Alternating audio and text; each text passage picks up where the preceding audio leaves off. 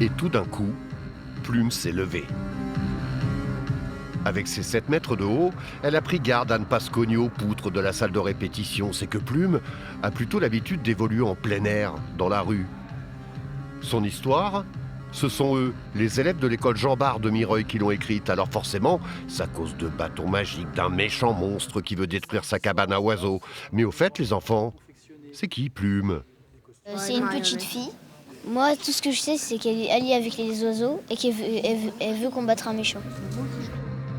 Depuis 10 ans, la compagnie L'Homme Debout a l'habitude de demander au public de les aider à construire leurs marionnettes géantes comme Plume et d'imaginer des histoires. Mais là, le travail a duré près de 2 ans ici, dans les quartiers de Villeneuve et de Mireuil à La Rochelle, mais aussi dans le Béarn et dans les Landes. La poésie, un acte de résistance dans un monde compliqué.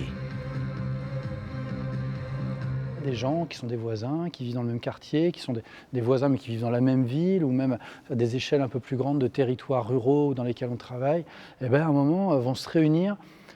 Pourquoi? Pour une aventure qui est une aventure imaginaire. Et ben moi ça j'adore quoi. C'est-à-dire c'est complètement gratuit. Ça.